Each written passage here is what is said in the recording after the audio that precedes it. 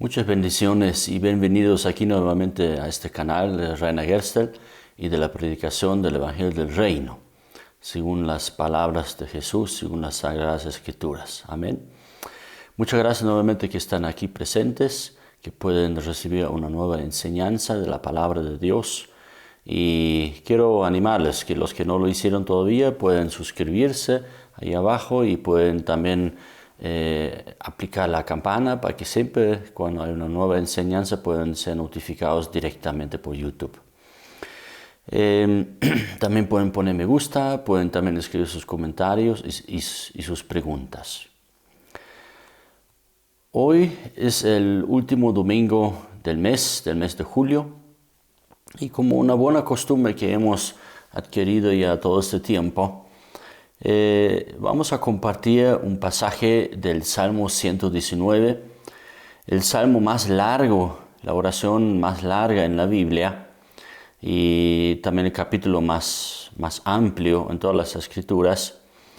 Y es un salmo realmente muy especial que todos los hijos de Dios en sus diferentes épocas y tiempos han reconocido que este salmo es realmente un salmo muy especial.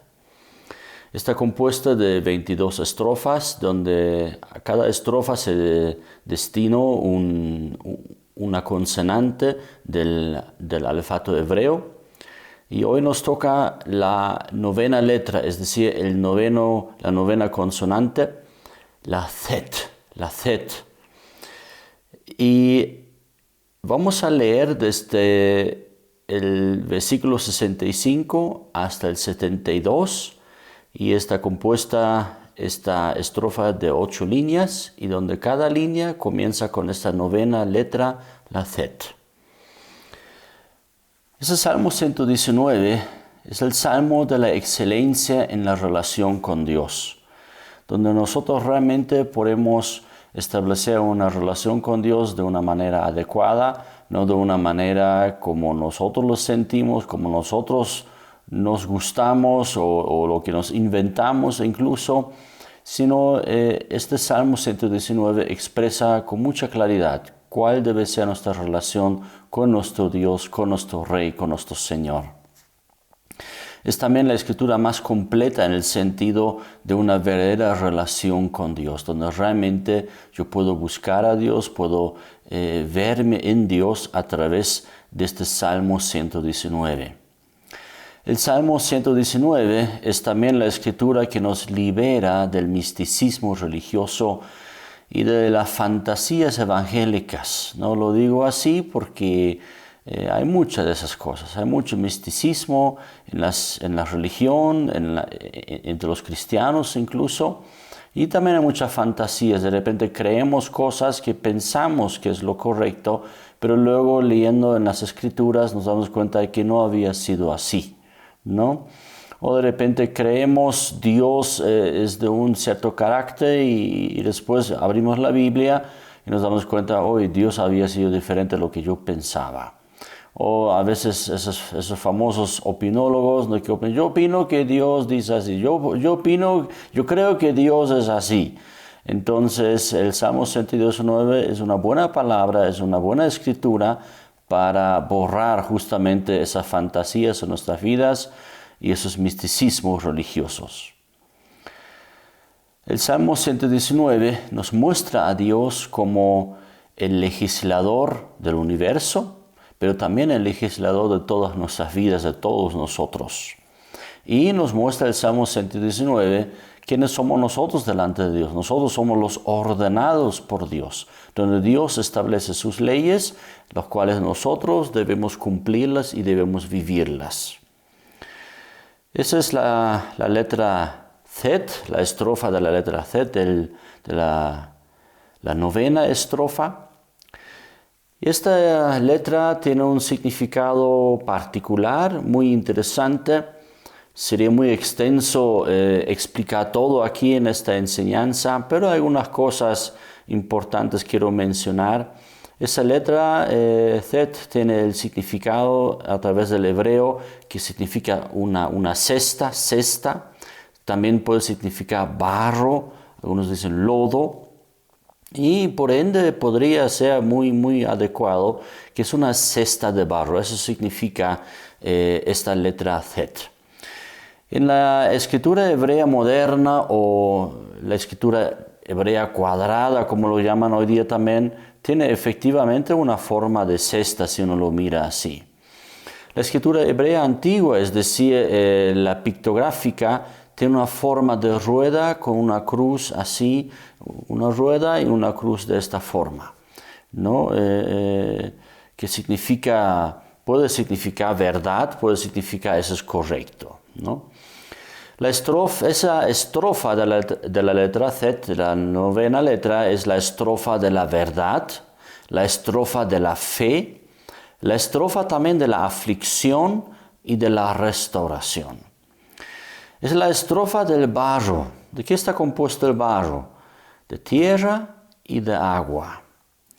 Es la estrofa también donde Dios donde establece a través de este salmo, a través de esta estrofa, que nosotros somos barro en sus manos y Él puede hacer con nosotros lo que Él desea. Eso es una expresión en la palabra de Dios muy clara y muy importante, ¿verdad? Y barro es en la Biblia también es el contraste del oro y de la plata, como menciona al final de esta estrofa. La estrofa está compuesta en dos partes. La primera parte habla de humillación o de aflicción, de los versículos 65 al 68. Y la segunda parte nos enseña acerca de la persecución, de la traición de los hombres hacia nosotros y de la mentira, de los versículos 69 al 72. Voy a compartir con ustedes esta primera parte de los versículos 65 al 68 primero para luego pasar a la segunda. ¿Qué ocurre después de la humillación?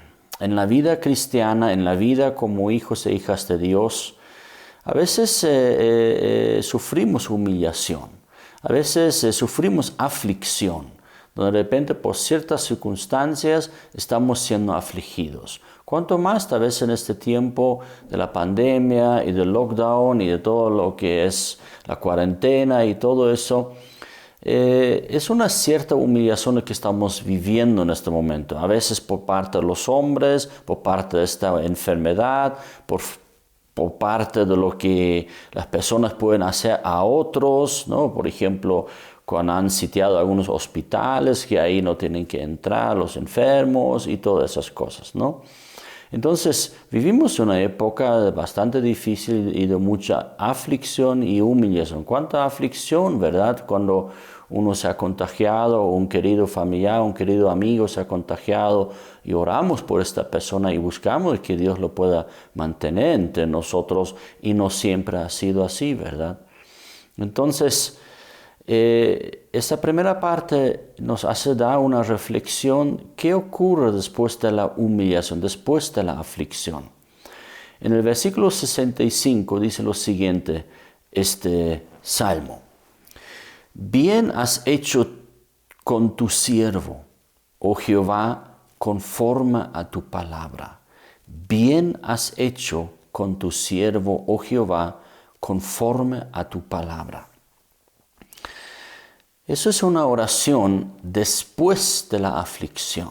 Cuando la persona ya ha pasado la aflicción, ha pasado una humillación en su vida, por diferentes aspectos, ¿no? Puede ser de enfermedad, puede ser accidente, puede ser de pérdida de su trabajo o otras cosas difíciles en la vida. Entonces, esa es una oración después, una mirada. ¿Cómo es la vida después de la aflicción, cuando hemos pasado la aflicción? Y uno puede tomar una acción y un comportamiento en su práctica de decir, yo he sido fuerte, yo he salido de eso yo solito, ¿no? Aquí nadie me ayudó, ni modo, pero yo he hecho todo solo. O uno puede tomar la actitud en su corazón como expresa esta oración aquí. Bien has hecho con tu siervo. realmente podría sonar un poco contradictorio, ¿verdad? O sea, si uno ha pasado por una aflicción, ¿cómo uno puede orar, bien has hecho con tu siervo? Es que ese es el reconocimiento de siempre y siempre. Después de la aflicción, siempre Dios nos va a volver a ayudar y siempre, después de la aflicción, vamos a reconocer, no hay ninguna duda en eso, que después de la humillación, después de la aflicción, vamos a reconocer, Dios ha sido bueno, Dios ha hecho bien a mi vida, Dios ha hecho bien a nosotros. Pasamos por aflicciones, pasamos por momentos difíciles, pero una vez pasado, por eso es pasado la aflicción, entonces vamos a reconocer, Dios es bueno, Dios ha hecho bien porque somos sus siervos. Y lo más importante aquí dice, oh Jehová, conforme a tu palabra. ¿Por qué Dios acciona así? ¿Por qué Dios obra de esta manera? Porque Dios es fiel a su palabra. Por eso dice aquí, conforme a tu palabra, tú has hecho bien a tu siervo. Aunque haya pasado por momentos difíciles y por la aflicción, tú, Señor, has sido bueno. Tú has hecho buena obra, Señor, en mi vida o en nuestras vidas. Puede pasar lo peor en nuestras vidas. Al final, Dios siempre sale victorioso y nosotros con Él. Siempre, siempre. La palabra dice eso muy enfáticamente. Ni la muerte va a impedir la bondad y la buena obra de Dios en nuestras vidas. Ni siquiera la muerte. Amén. Entonces eso es realmente un aspecto muy importante en reconocer. Y así comienza ya esta estrofa de barro, esta estrofa de la verdad, de la fe, de la restauración, de que Dios ha obrado muy bien. Y eso siempre vamos a reconocer. Al final del túnel no hay oscuridad. Eso también podemos decir. Sino la mano de Dios está en todo momento para apoyarnos y para ayudarnos, ¿no? Al final siempre saldrá la mano de Dios victoriosa y nosotros con Él. Tal como expresa también en el Salmo 23, un salmo conocido. Solamente voy a dar lectura al versículo 4, donde dice, voy a leer la Biblia de las Américas, aunque pase por el valle de sombra de muerte, no temeré mal alguno, porque tú estás conmigo, tu vara y tu cayado me infunden aliento. Donde realmente, aunque pasemos, otras traducciones dicen, aunque andemos, ¿verdad? Pero es muy importante, y eso es el sentido de este versículo, de que aunque pase, porque vamos a pasar en nuestras vidas, pero vamos a pasar también en el sentido, va a acabar el tiempo de muerte, el tiempo de la sombra de muerte. Va a pasar, vamos a pasar por aquello, pero también va a terminar. Por lo tanto, no temeré mal alguno, porque Dios siempre está conmigo, Dios siempre me infunde aliento, Dios siempre está con su mano poderosa para sacarme de cualquier lodo. Es la base de esta firmeza, está en los mismos dichos de Dios, de lo que Dios ha expresado en su santa palabra. El versículo 66 dice lo siguiente, enséñame buen sentido y sabiduría, porque tus mandamientos he creído. Enséñame. Qué importante oración.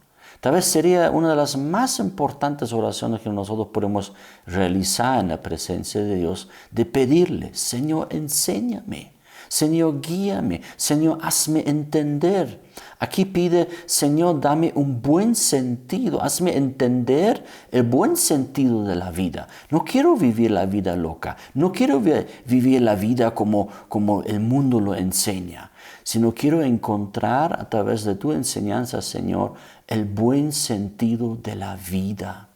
Como hemos compartido en otro momento, hay un libro, ¿verdad?, de Eclesiastés que nos habla mucho de la vanidad de la vida. Y aquí el Salmo nos invita a orar, enséñame el buen sentido de la vida. ¿Cuál es el buen sentido de la vida? Y también dame sabiduría. Y ahí dice algo muy interesante, porque en tus mandamientos he creído. He creído de tal manera en tus mandamientos, Señor, en que estoy dispuesto a vivirlos y a practicarlos y a obedecerlos. Enséñame esta percepción de las cosas de la vida, de cómo funciona la vida. Nosotros nacemos un día, ¿verdad? Hemos nacido. Nuestros padres nos educan, nos enseñan en el colegio, muchas otras personas también nos enseñan muchas cosas y estamos en esta vida. Y a veces tenemos una percepción de la vida, tenemos un entendimiento de esta vida. Sin embargo, los hijos de Dios pedimos al Señor, Señor, dame el sentido tuyo de la vida. No quiero yo mi vida, no quiero yo avanzar en esta vida porque existe fuertemente el peligro que mi vida haya sido en vano. Tal vez para el mundo muy satisfactorio. Sin embargo, delante de Dios y del reino de Dios de repente no pasó nada. Y por ahí somos salvos porque hemos creído en el Señor, pero como por fuego, como dice el apóstol Pablo. Entonces, qué importante es entender, aprender y ser discipulado, como dice aquí la palabra de Dios, discipúlame, acostúmbrame, Señor, al buen sentido de la vida. Dame entendimiento, enséñame el buen sentido y sabiduría. ¿Dónde necesitamos un buen sentido y sabiduría? El mismo momento cuando estudiamos la palabra de Dios, donde buscamos ser enseñados por Dios, es tan importante tener sabiduría y un buen sentido del entendimiento del reino de Dios, para que podamos entender, por ejemplo, esas frases famosas de Jesús cuando Él dice, y si tu mano o tu ojo te es ocasión de caer, entonces arráncalo, córtalo, ¿verdad? Qué importante tener sabiduría al leer estas palabras. No siempre los cristianos han tenido un buen sentido ni un entendimiento en esto. Hay gente, lo ha hecho, realmente se han cortado, se han lastimado sus ojos, sus manos o cosas en su cuerpo, ¿verdad? Entonces, qué importante es pedir al Señor, cuando leemos su palabra, dame sabiduría, dame un buen sentido de lo que realmente quieres decirme, Señor. O de repente cuando Jesús dijo, no he venido para traer paz, sino he venido para traer espada, ¿no? Entonces son palabras a veces muy mal aplicadas, muy mal entendidas, ¿no? Y muy mal interpretadas también. Y hasta a veces tomado como que, mira, Jesús, así, ¿quién es este? ¿No? Entonces, qué importante que nosotros podemos encontrar la sabiduría en las Escrituras y en las palabras de Jesús. No es el momento de explicarlo, en otro momento ya lo hice y puedo volver a hacerlo. Pero eso es justamente lo que necesitamos nosotros, tener entendimiento, ser enseñados y acostumbrados a las normas del reino de Dios para que podamos vivirlas. Amén. En el verso 67 sigue esta estrofa del Salmo 119, la estrofa de la letra Z de la novena estrofa. 67. Antes que fuera yo humillado, descarriado andaba, mas ahora guardo tu palabra. Entonces aquí justamente es esta primera parte de la estrofa de la letra Z, donde muestra que esta persona que ora esto ha sido humillado. Ahora, no está claro si ha sido humillado porque Dios permitió la humillación en la vida o Dios mismo incluso puso a la persona en la aflicción. No está claro, está aquí. Pero sea como fuere, aquí la persona ha estado en aflicción y en humillación, sin embargo ha salido de esta reconociendo, sin embargo, Dios ha hecho bien conmigo. Antes yo andaba en pecado, dice aquí también, ¿no? Antes de que haya sido humillado, yo estaba descarriadamente andaba en pecado. Yo no andaba, dice aquí, ¿no?, en el camino que trazó Dios para mí. Qué importante que para nosotros podemos encontrar y entender el camino que Dios ha marcado en nuestras vidas. Cuanto más nosotros podemos entender la palabra descarriado, ¿no?, cuando un tren tiene sus rieles y sus ruedas y ahí tiene que andar, ¿no? No puede ir fuera de la línea, no puede ir a la izquierda, a la derecha, no, ahí tiene que andar por los rieles donde le guían a este tren. Ese es el sentido más o menos, ¿no? Donde Dios tiene un camino para cada uno de nosotros, para nosotros como pueblo de Dios y como ciudadanos del reino de Dios. Dios tiene un camino y no descarriarnos, eso es lo que debemos buscar. No irnos de repente por un lado o por otro lado, sino realmente aprender y ser enseñados en lo que Dios tiene para cada uno de nosotros. Y dice y reconoce algo muy interesante. Antes que yo haya sido humillado, yo andaba en pecado, mas ahora obedezco la palabra de Dios. Qué bueno que haya aprovechado la aflicción. Qué bueno que haya utilizado esto en su vida, que realmente sirvió al final la aflicción para algo. A veces uno puede ver también que hay personas que son afligidos, a veces por los pecados también, y ni con eso aprenden. Uno observa a veces eso, ¿no? Ni con eso entienden. Pero qué bueno es, qué bienaventurado podemos decir la persona que después de la aflicción y después de la humillación haya aprendido, haya entendido, he tocado fondo, pero ahora obedezco al Señor, ahora realmente quiero aprender esta vida con Dios. Amén. Qué importante aprender este estilo de vida, este cambio de vida real en nosotros. Que andaba en pecado, pero ahora guardo tu palabra. Yo andaba descarriado en malos caminos, pero ahora estoy andando en tu camino, Señor.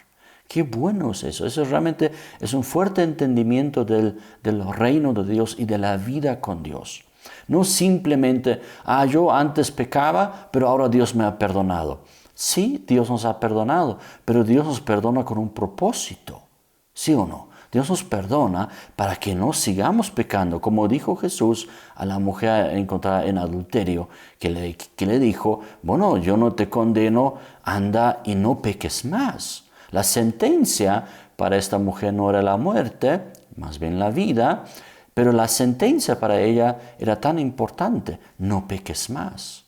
Qué importante entender eso, de que nosotros podemos realmente abrazar un estilo de vida diferente de lo que antes teníamos.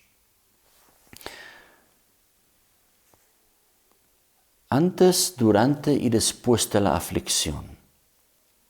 ¿Qué es importante reconocer cuando estamos en aflicción y cuando estamos en humillación? En el versículo 68 dice, bueno eres tú y bienhechor. Enséñame tus estatutos. Otra vez, enséñame tus estatutos. Es realmente una oración en la Biblia muy importante, pero más aún en ese Salmo 119 lo encontramos muchas veces. Enséñame tu camino, enséñame tus estatutos, enséñame tus mandamientos, enséñame el buen sentido y sabiduría, ¿verdad? Entonces, aquí se presenta a Dios como Dios, tal como Él es como Dios. Bueno eres tú. Bueno eres tú. Su carácter y su personalidad de Dios. Él es bueno, ¿no? En hebreo es la palabra tob, ¿no? Entonces, Él es bueno. De ahí parece que viene del inglés top, ¿no? Parece que viene de ahí. Es el hebreo tob. Entonces, Dios en su carácter es bueno, bueno eres tú. Pero también, por eso dice aquí, y bienhechor. Qué interesante palabra, bienhechor, uno que hace el bien. Eso es también el accionar y el obrar de Dios, está basado en lo bueno. Qué importante reconocer eso, que Dios nunca hará algo malo. Aunque cuando nos juzga, aun cuando nos permite aflicción en nuestras vidas, aún en eso es bueno Dios. Reconocer eso realmente es encontrar el buen sentido de la vida. Aún en los problemas, entender, reconocer, Dios sigue siendo bueno. Dios es bueno en sus actos, en sus obras, en su práctica y en su carácter como persona. Él hace y realiza el bien. Siempre nuevamente es la mayor de las oraciones de un discípulo. Enséñame tus estatutos. Aquí Dios es nuestro legislador y nosotros somos los que le obedecemos. Y nosotros necesitamos ser enseñados. ¿Cuál es tu voluntad, Señor? ¿Cuál es tu mandamiento? ¿Qué debo hacer? Enséñame tus estatutos. En el Salmo 25, versículo 4 y 5 también dice algo muy similar. Dice en el verso 4, muéstrame, oh Jehová, tus caminos, enséñame tus sendas. Otra vez, enséñame tus sendas. Donde realmente nosotros podemos ser discipulados, acostumbrados y entrenados por nuestro Señor Dios. Muéstrame, oh Jehová. Y el verso 5 dice, encamíname en tu verdad. Es muy interesante eso, no es solamente aprender y entender y conocer lo que Dios manda, sino también recibir la ayuda de Dios. Dios no solamente nos enseña el buen camino, ahora anda, sino Él también nos ayuda en caminar en esta vida y en la verdad de Dios. Dice el verso 5, encamíname en tu verdad. Es decir, haz, Señor, en mi vida que yo pueda andar en tu verdad. Haz, Señor, que yo pueda obedecerte. Haz, Señor, realmente encamíname mi vida en lo que tú has trazado por mí, en lo que tú has establecido en mi vida. Y enséñame, nuevamente, enséñame. Qué importante para los hijos de Dios ser enseñables. Qué importante actitud en nosotros, en nuestros corazones, que queremos ser enseñados, que queremos ser enseñados, ¿verdad? Porque tú eres el Dios de mi salvación. En ti he esperado todo el día. Es nuevamente interesante. Aquí los hijos de Dios no se conforman simplemente con la salvación. A veces uno observa eso, ¿no? Ya soy salvo, ya está todo bueno, ¿no? Sino los hijos de Dios, los ciudadanos del reino, los discípulos de Cristo, no se conforman con solamente la salvación. Es muy importante, pero hemos sido salvos con un propósito. Para andar ahora por las sendas de Dios, ahora para obedecerle a Él. Antes yo pecaba, pero ahora yo guardo tu palabra. Esa es la verdadera y real restauración. No hay restauración si no hay este buen sentido y sabiduría de la vida, de que sí, Dios me ha perdonado, Dios me ha salvado, pero ahora quiero andar por el camino de Dios. Ahora quiero aprender los estatutos de Dios y pido al Señor que Él me apoye, que me ayude, que me fortalezca para obedecerle y hacer lo que Él manda. Porque en ti he esperado todo el día. Qué importante que nosotros podemos esperar en el Señor, confiar en el Señor, depender de Dios.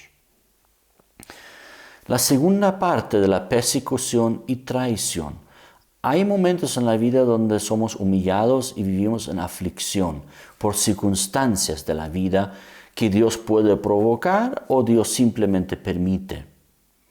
Pero también hay otra parte donde hay personas que hacen maldad en nuestras vidas. Y eso se trata en esta segunda parte de esta estrofa. En el versículo 69 dice y 70, contra mí forjaron mentira. Los soberbios, mas yo guardaré de todo contra mí forjaron mentira los soberbios, mas yo guardaré de todo corazón tus mandamientos. Se engrosó el corazón de ellos como sebo, mas yo en tu ley me he regocijado. Qué importante ese contraste con lo que escribe aquí la palabra de Dios que los hombres han hecho mal en mi vida, pero yo guardo de todo corazón tus mandatos, Señor. Los hombres han hecho duro su corazón, como una grasa han hecho su corazón para conmigo, pero yo en tu ley me alegro y me he regocijado. ¿Qué actitud realmente donde uno puede ser objeto de la persecución y de la traición y mentira de los hombres que nos traicionan y mienten contra nosotros, nos imputan y acusan falsamente, donde los soberbios, los que no se humillan ante Dios, han tejido, maquinado, forjado sus mentiras y sus acusaciones contra nosotros. Entonces, sin embargo, qué interesante, qué importante tomar la acción y la actitud correcta. Yo me voy a fijar en Dios. Yo quiero seguir aprendiendo y ser enseñado por Él lo que es el verdadero sentido bueno de la vida, aun cuando me traicionan los hombres. De que yo quiero regocijarme en tu ley, Señor. Ese sentido de la persecución y cómo Dios trae retribución a los que nos han traicionado, los que nos han calumniado, los que nos han perseguido. Habla aquí el apóstol Pablo también en 2 Tesalonicenses capítulo 1, versos 5 al 8. Dice así: esto es, cuando somos perseguidos, a eso se refiere Pablo, cuando hemos sido atribulados, cuando hemos sido perseguidos, cuando la gente miente y nos traicionan. Pablo dice, esto es demostración del justo juicio de Dios, para que seáis tenidos por dignos del reino de Dios, por lo cual asimismo padecéis. Porque es justo delante de Dios pagar con tribulación a los que os atribulan. Es decir, es justo delante de Dios, dice aquí el apóstol Pablo en las Escrituras, de que Dios va a perseguir y va a hacer sufrir a los que nos han perseguido y nos han hecho sufrir. Delante de Dios, dice la palabra de Dios, es justo, de que Él traiga tribulación a las personas que nos han atribulado. Verso 7. Y a vosotros que sois atribulados, daros reposo con nosotros cuando se manifiesta el Señor Jesús desde el cielo con los ángeles de su poder, en llama de fuego. ¿Para qué? Para consolarnos a nosotros, para levantarnos de la persecución y de la humillación, y también para dar retribución a los que no conocieron a Dios ni obedecen al Evangelio de nuestro Señor Jesucristo. ¿Cuál es la acción de los hijos de Dios cuando son perseguidos y traicionados y acusados, calumniados, acusados falsamente? El verso 69 decía, yo guardaré de todo corazón tus mandatos. Esa es nuestra actitud, ese es nuestro accionar. Al frente de la traición, de la persecución, yo voy a guardar con todo mi corazón lo que son los mandatos de Dios y yo me voy a regocijar y alegrar en la ley de Jehová, en la ley de mi Señor y de mi Rey, porque yo sé, Él hará bien a su siervo. Él es bueno y Él es un bienhechor. Amén. En el versículo 71 nos habla, y resumido en una palabra en esto, en la resiliencia impulsada por el Espíritu. ¿Qué es resiliencia? Resiliencia podemos definirlo así: después de un trauma, volver a mi origen. Después de haber pasado por momentos muy difíciles, tomar una actitud y un accionar para volver a mi origen. O incluso dentro de la aflicción, tomar mi lugar que donde yo debo estar, espiritualmente, puede ser físicamente, emocionalmente, ¿no? Donde yo vuelvo a mi origen. ¿Cuál es mi origen? ¿Cuál es nuestro origen? Nuestro origen debemos encontrarnos en Dios, en su reino. Cuando pasamos por humillación, cuando pasamos por aflicción, pasamos por traición de hombres y persecución, donde debemos encontrar nuestras vidas y enfocar nuestras vidas justamente en Dios, en su reino, en su palabra, en sus mandatos, en sus leyes. Esa es la real y verdadera resiliencia donde nosotros podemos realmente enfocarnos en Dios y Él nos va a fortalecer y Él nos va realmente consolar. En Isaías 64, versículo 8, nos dice justamente eso y tiene mucho que ver con lo que estamos observando aquí, donde de repente nuestra vida está inundada en el piso, en el polvo de la tierra, donde realmente nuestra vida está abajo, por aflicción, por humillación, por traición y persecución de los hombres. ¿Qué tiene que pasar? ¿Qué tiene que pasar para que el polvo, para que la tierra se vuelva barro, donde Dios nuevamente nos pueda moldear y pueda darnos la forma correcta? Tiene que llegar agua a la tierra. Cuando la tierra se mezcla con agua, se hace barro. Y eso es la expresión de esta estrofa, donde realmente nuestra vida está inundada en la tierra, en el polvo de la tierra, pero Dios con su espíritu y con su mandato, con su presencia, vuelve y viene como agua a nosotros y nos hace barro. Y nos convertimos en barro nuevamente, nos convertimos en barro en las manos de nuestro Hacedor.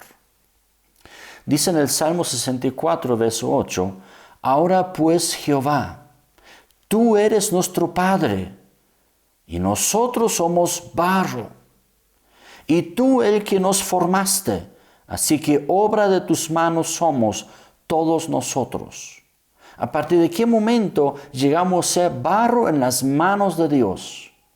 Cuando la tierra viene el agua y se hace barro.